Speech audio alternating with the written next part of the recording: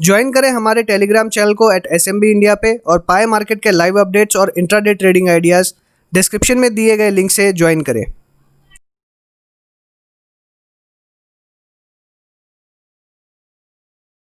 Hello friends, welcome to life advisors. आप सभी का स्वागत है हमारे चैनल पे। आप देखना शुरू कर चुके हैं बैंक निफ्टी के एनालिसिस। अगर आप चैनल के लिए नए हैं तो आपको बता दें हम क्या डिस्कशन करने वाले हैं। हम डिस्कस करेंगे बैंक निफ्टी के पास्ट का ट्रेंड, बैंक निफ्टी में आने वाले दिन का ट्रेंड, साथ ही डिस्कस करेंगे बैंक निफ्टी के पूरे 12 स्टॉक्स और उनका ट्रेंड जानेंगे, और साथ ही जानेंगे हमें किस तरह से पोजीशंस लेनी चाहिए, क्या टारगेट्स हो सकते हैं, क्या स्टॉप लॉसेस हमें रखने चाहिए।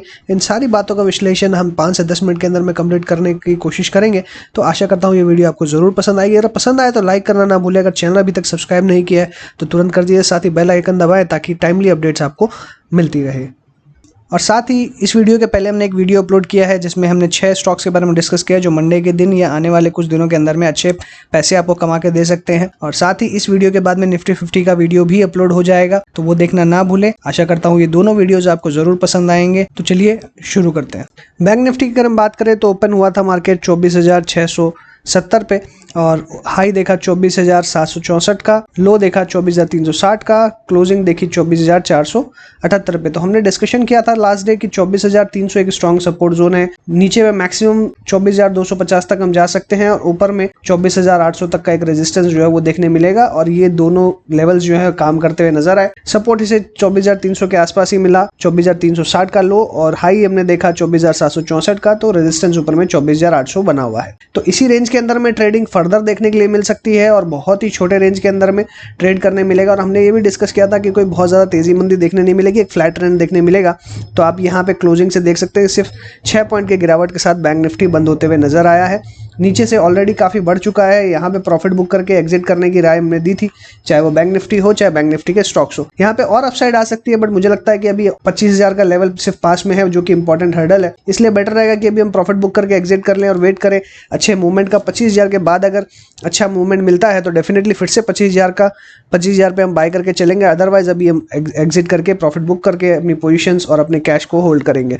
ये ऐसी मेरी राय थी और बहुत स्टॉक स्पेसिफिक, बहुत ही सिलेक्टेड स्टॉक्स में हमको काम करना चाहिए। साथ में जो कमिंग वीक है इसके अंदर में सारे बैंकों के, मेजर बैंक्स के रिजल्ट्स आने वाले हैं, चाहे वो एक्सिस बैंक हो, कोटक बैंक हो, HDFC का ऑलरेडी आ चुका है, bank of Baroda, IndusInd bank और काफ़ी सारे बैंक्स के, RBL बैंक्स के रिजल्ट हमको देखने मिलेंगे और उनके अंदर में मूवमेंट देखने के लिए मिल सकता है। तो हमें वो भी ध्यान रखना है। मंडे को हमें कोटक बैंक के रिजल्ट्स देखने मिलेंगे, उसके बाद में फिर हमें वापस एक्सिस बैंक के, RBL बैंक के, बैंक ऑफ बड़ौदा के, इनके रिजल्ट्स भी आते हुए दिखाई देंगे। तो इनके रिजल्ट्स पे भी ध्यान रखना है और इनके मूवमेंट पे भी ध्यान रखना है और उसी हिसाब से हमें काम करना चाहिए। तो आगे हम डिस्कस करेंगे कि किस तरीके से बैंक्स में पोजीशंस बनानी चाहिए, स्टॉक्स में पोजीशन बनानी चाहिए। बट फिलहाल के लिए अगर बैंक निफ्टी की बात करेंगे तो मैंने लास्ट डे कहा था कि हमें यहाँ पे प्रॉफिट बुक करके एग्जिट कर लेना चाहिए। बहुत ज़्यादा तेजी मंदी यहाँ पे दिखाई नहीं दे रही है। अगर अभी हम पैटर्न की बात करें तो यहाँ पैटर्न एकदम क्लियरली साइडवेज का नजर आ रहा है, कोई बहुत ज़्यादा मेजर मूवमेंट मुझे नज़र नहीं आ रही है। इसलिए हमारी पोजीशन अभी भी सेम रहेगी, 24,800 अपसाइड में, नीचे में 24,250। तो ये दो पोजीशंस अपसाइड और डाउन साइड हम देख सकते हैं। इससे ज़्यादा अभी फिलहाल के लिए मुझे यहाँ पे कोई बहुत ज़्यादा मेजर मूवमेंट, ब्रेकडाउन या ब्रेकआउट नज़र नहीं आ रहा है। तो बाकी अभी इंडेक्स में पोजीशंस बनाना हमें, मुझे लगता है कि अवॉइड करना चाहिए और स्टॉक स्पेसिफिक ही अप्रोच रखनी चाहिए। आगे बढ़ने से पहले सबसे ज़्यादा ज़रूरी है कि जब वीकेंड हो तो हम वीकली चार्ट्स को भी देख लें और वीकली चार्ट्स पे भी नज़र डाल लें ताकि हमारी क्लैरिटी जो है वो बनी रहे इंडेक्स के ऊपर में। और इंडेक्स में हमने डिस्कशन किया था, एक फॉलिंग चैनल यहाँ पे बनता हुआ नजर आ रहा था, एक रेजिस्टेंस जो था वो यहाँ पे कायम था और क्लियरली इस वीक अगर देखें तो इस कैंडल ने इसे बखूबी पार किया है और उसके ऊपर ही क्लोज होने में कामयाब रहा है। तो यहाँ पे हम कह सकते हैं कि ब्रेकआउट जैसी पोजीशन दिखाई दे रही है, लेकिन इसे फॉलो ऑन मिलना ज़रूरी है और फॉलो ऑन मिलेगा जब इसका जो हाई है वो क्रॉस होगा, जो कि 24,800 के आसपास आता है। तो 24,800 के ऊपर में अगर नेक्स्ट वीक क्लोज होता है तो डेफिनेटली इसमें अच्छी मोमेंटम बनी रहेगी और मार्केट ऊपर जा सकती है। अभी हाल फिलहाल में हमने देखा है कि बाकी जो कंपनियां हैं, मैन्युफैक्चरिंग, फार्मा या और अदर कंपनीज, उनके रिजल्ट्स काफ़ी अच्छे आते हुए दिखाई दिए हैं। तो हम उम्मीद कर सकते हैं बैंकिंग के अंदर में भी रिजल्ट्स अच्छे आते हुए दिखाई देंगे और इकोनॉमी जो है वो रिकवरी की तरफ धीरे धीरे बढ़ती हुई नजर आएगी। इसलिए मुझे लगता है कि प्री कोविड लेवल्स पे जो मार्केट था वो भी आते हुए आपको देखने मिल सकता है और इसमें मुझे कोई गुंजाइश नज़र नहीं आ रही है या कोई डाउट नज़र नहीं आ रहा है कि वापस निफ्टी को हम शायद दिवाली के पहले ही निफ्टी ऑल टाइम हाई पे हम देख सकते हैं। और निफ्टी को ऑल टाइम हाई पे ले जाने का काम मुझे लगता है कि बैंक निफ्टी बखूबी करेगा और इसके अंदर में क्लियरली हम देखें तो अभी फिलहाल अप ट्रेंड कंटिन्यू है। कहीं पे भी मुझे यहाँ पे डाउट नहीं नजर आ रहा है। जिस दिन हमें लास्ट वीक डाउट हुआ था तो हमने डिस्कशन भी किया था कि अगर ये 24,000 का लेवल पार करेगा तो 25,000 अटेम्प्ट करेगा और उसके ऊपर में जगह बनाता हुआ नजर आएगा। अभी से रेजिस्टेंस जो है वो 50 डे सिंपल मूविंग एवरेज का फेस करना पड़ रहा है, जो कि 24,723 का आ रहा है। इसीलिए यहाँ पे क्लोजिंग जो है हमें थोड़ी सी नीचे की तरफ देखने मिल रही है। इसलिए अभी जो ये हर्डल है ये सिर्फ एक इंपॉर्टेंट यही हर्डल है, अदरवाइज अभी फिलहाल कोई हर्डल नजर नहीं आ रहा है। हालांकि 50 डे और 200 डेज का सिंपल मूविंग एवरेज का नेगेटिव क्रॉसओवर हमने कुछ दिन पहले देखा था, उसके बाद में शार्प गिरावट देखी और फिर से वापस हमें रिट्रेसमेंट देखने के लिए मिल रही है। तो अभी क्लियर एक व्यू यही बन रहा है कि अभी मार्केट अप ट्रेंड में है, तो शॉर्ट करने की गलती अभी बिल्कुल नहीं करनी है। हमें ब्रेकडाउन या रिवर्सल का एक कंफर्मेशन या अपसाइड का एक जो ब्रेकआउट है उसके लिए वेट करना है। तो अभी इसीलिए मैं कह रहा हूँ कि इंडेक्स में पोजीशंस नहीं बनानी है, और ये क्वाइट लॉजिकल मुझे लग रहा है, इसलिए मैंने आपके साथ में ये डिस्कशन किया है। बात करते हैं बैंक निफ्टी के स्टॉक्स की। तो एक्सिस बैंक की अगर बात करें तो इसमें क्लियरली एग्जिट की राय थी 510 के आसपास। हाई हमने देखा 515.5 का, लो देखा 504 का, क्लोजिंग 507 के ऊपर में। तो जो हमारा लेवल था बिल्कुल एक्यूरेट लेवल था, 510 के आसपास हमें निकल जाना चाहिए था। अगर आपने एग्जिट नहीं किया था लास्ट डे तो मैंने कहा था कि फ्राइडे को भी आप एग्जिट कर सकते हैं, तो फ्राइडे को और बेटर अपॉर्चुनिटी अवेलेबल थी क्योंकि ओपन हुआ 513.9 के आसपास। तो मुझे लगता है कि अगर आपने एग्जिट नहीं किया है अभी भी तो आप अभी एग्जिट कर सकते हैं, लास्ट मौका है। अदरवाइज थोड़ा सा मुझे लगता है कि यहाँ पे जो कंसोलिडेशन है हो सकता है थोड़ी बहुत गिरावट देखने के लिए मिल सकती है। तो अभी फिलहाल मेरी एक्सिस बैंक पे कोई बाय की राय नहीं है जब तक इसके अंदर में करेक्शन या फिर फर्दर एक ब्रेकआउट नहीं आता 520 के ऊपर में। तो मुझे लगता है कि अभी इसको अवॉइड करना चाहिए। 2 से 5 रुपए का जो ट्रेंड है वो हम इंट्राडे के अंदर में डेफिनेटली फॉलो कर सकते हैं। इंट्राडे के अंदर में हम ट्रेड ले सकते हैं 1-2 रुपए का, बट मुझे लगता है कि बहुत मेजर इसके अंदर में ट्रेंड अवेलेबल नहीं है अब, तो थोड़ा सा अवॉइड करना ही बेहतर रहेगा। बंधन बैंक की बात करें तो बंधन बैंक में मेरी बाय की रेटिंग थी विद स्टॉप लॉस ऑफ 300, तो वो अभी भी बरकरार है। तो अभी करंट लेवल्स पे भी बाय कर सकते हैं। 300 का स्टॉप लॉस रहेगा और अपसाइड में जैसे ही 320 ब्रेक करेगा 335-350 तक के लेवल देखने के लिए मिल सकते हैं। बैंक ऑफ बड़ौदा की बात करें तो यहाँ पे मेरी क्लियरली अवॉइड की सलाह थी कि अभी इस स्टॉक से दूर रहें, इसमें कोई मुझे बहुत ज़्यादा मेजर मोमेंटम नज़र नहीं आ रहा है। नेक्स्ट वीक हमको इसके रिजल्ट्स देखने मिलेंगे, हो सकता है रिजल्ट्स के बाद कुछ मूवमेंट दे, बट ओवरऑल जैसा मैंने पीएसयूज में ट्रेंड देखा है तो बिल्कुल हमें मूवमेंट देखने नहीं मिल रहा, चाहे रिजल्ट्स अच्छे हों या खराब। इसलिए डेफिनेटली मुझे लगता है कि अभी अवॉइड करना चाहिए। जब तक इनके अंदर में कैपिटल इन्फ्यूजन और एक बहुत बड़ी अच्छी परफॉर्मेंस हमको देखने ना मिले तब तक के लिए हमें अवॉइड करना चाहिए, और कोई मूवमेंट नज़र नहीं आ रहा है इसलिए क्लियरली अवॉइड करें। कोई मेजर यहाँ पे ब्रेकआउट और ब्रेकडाउन कुछ भी दिखाई नहीं दे रहा है। फेडरल बैंक की बात करें तो फेडरल बैंक से एग्जिट करने की राय थी कि इसके अंदर में जैसे ही कोई भी बाउंस मिलता है आप एग्जिट कर लें। तो लास्ट डे हमने देखा कि 57 के ऊपर ओपन हुआ, 57.15 का हाई बनाया और 56 की क्लोजिंग दी है। अगर आपने अभी तक प्रॉफिट बुक करके एग्जिट नहीं लिए तो एग्जिट ले ले तो ज़्यादा बेहतर रहेगा। HDFC बैंक एक ऐसा बैंक है जिसमें सिर्फ मैंने ऊपर के टारगेट दिए हैं 1300 के, तो यहाँ पे 1300 का टारगेट मुझे लग रहा है कि बहुत जल्दी देखने के लिए मिलेगा। तो 1300 का टारगेट इसके अंदर में आ सकता है, और यहाँ पे स्टॉप लॉस जो है हम अराउंड 1200 का रखेंगे। तो यहाँ पे रिस्क रिवॉर्ड 1:2 का ऑलमोस्ट हमको बैठता हुआ नजर आ रहा है, और मुझे लगता है कि ये फेवरेबल है, इसमें ट्रेड लिया जा सकता है पोजिशनल व्यू से। तो 1300 का टारगेट रहेगा और 1200 का स्टॉप लॉस। ICICI बैंक की बात करें तो यहाँ पे भी मेरी एग्जिट की सलाह थी क्योंकि हमारे इसमें टारगेट्स भी अचीव हो गए थे, और 425 का जो लेवल है ये मेजर रेजिस्टेंस लेवल हमको देखने के लिए मिल रहा है।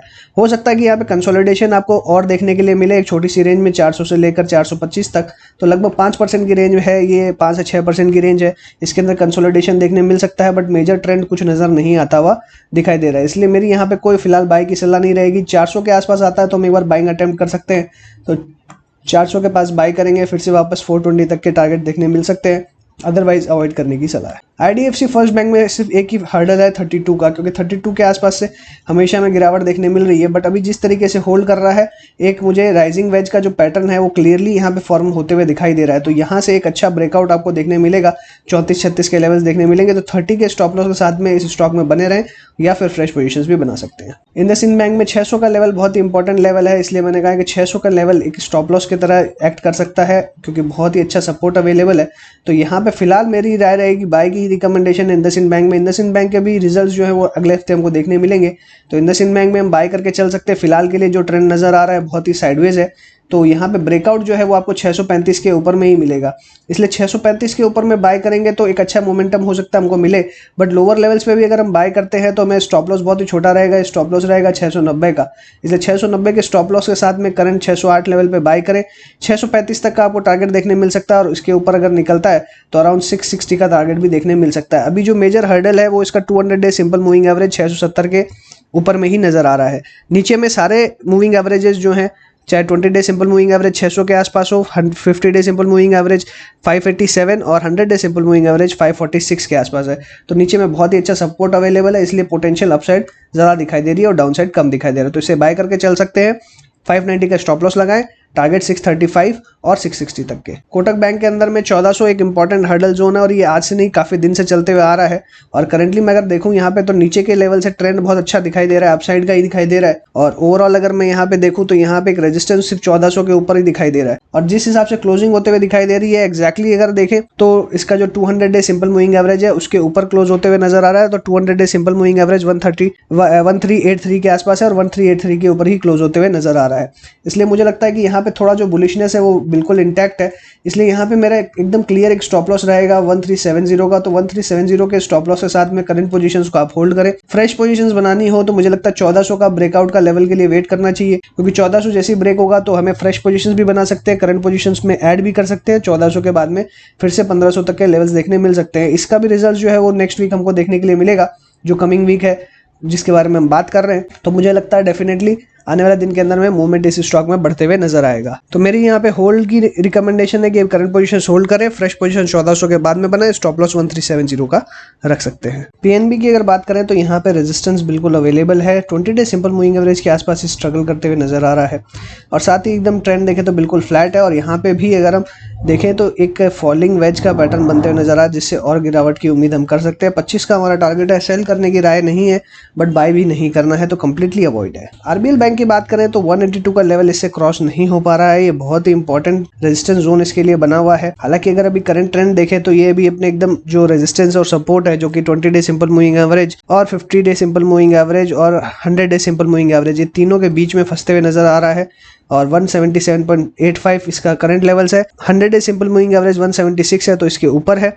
180 का इसका 50 डे सिंपल मूविंग एवरेज है तो उसके नीचे है और 20 डे सिंपल मूविंग एवरेज के ऊपर में है। तो शॉर्ट टर्म अगर हम बात करें तो शॉर्ट टर्म बिल्कुल पॉजिटिव दिखाई दे रहा है, बट रेजिस्टेंस इमीडिएटली अवेलेबल है। साथ ही 200 डे सिंपल मूविंग एवरेज भी काफ़ी नीचे आता जा रहा है, जिससे इसके जो अपसाइड टारगेट है वो लिमिटेड होते जा रहे हैं। और यहाँ पे ब्रेकआउट लेवल बहुत बड़ा जो ब्रेकआउट हो सकता है वो 200 के बाद ही होगा, तो अभी इमीडिएटली काफ़ी अच्छा रेजिस्टेंस अवेलेबल है। इसलिए मुझे लगता है कि अभी इसके जो रिजल्ट्स है वो भी नेक्स्ट वीक आने वाले हैं, इसके बाद ही इसके अंदर में कुछ मूवमेंट होगा या उससे पहले हमें हो सकता है कि कुछ अच्छा मूवमेंट देखने मिले दोनों कोई भी एक साइड के अंदर में। तो जिस साइड अगर जाएगा मुझे लगता है कि वहाँ पे एक ब्रेकआउट या ब्रेक डाउन हमको देखने के लिए मिल सकता है। तो करंट लेवल्स पे मेरी अवॉइड की सलाह रहेगी कि कोई पोजीशन ना बनाए, जब तक 182 के ऊपर में क्लोज ना हो तब तक कोई बाय की रिकमेंडेशन नहीं रहेगी। एसबीआई की बात करें तो यहाँ पे होल्ड की सलाह थी, अभी भी मेरी यहाँ पे होल्ड की सलाह है, क्योंकि ब्रेकआउट लेवल को ये होल्ड कर पा रहा है। तो यहाँ पे पोटेंशियल अपसाइड दिखाई दे रही है। 205 से लेकर 210 तक के लेवल्स देखने मिल सकते हैं और हो सकता है 215 तक के भी लेवल्स हमको देखने मिले। और नीचे में स्टॉप लॉस 195 का हम रख के करेंटली होल्ड कर सकते हैं। सो इसी के साथ मैं अपनी बात को वाइंड अप करूंगा। अगर आपको अच्छा लगा हो तो लाइक कीजिएगा, दोस्तों के साथ शेयर कीजिए, कमेंट बॉक्स में व्यूज लिखना ना भूलें। चैनल सब्सक्राइब ना किया तो तुरंत कर दीजिए। टेलीग्राम चैनल ज्वाइन नहीं किया तो डिस्क्रिप्शन बॉक्स में लिंक दी, वहां से आप ज्वाइन कर सकते हैं। साथ ही ज्वाइन करें हमारे चैनल की मेंबरशिप, जहां पे एक्सक्लूसिव कंटेंट आपको हम प्रोवाइड करते हैं टेक्निकल एंड फंडामेंटल एनालिसिस के साथ में। तो मुझे लगता है कि वो आपको जरूर पसंद आएगी। तो डिस्क्रिप्शन बॉक्स में लिंक दी, वहां से आप ज्वाइन कर सकते हैं या फिर सब्सक्राइब बटन के पास में भी ज्वाइन बटन आपको मिल जाएगा। So thanks for watching again, happy trading and investing.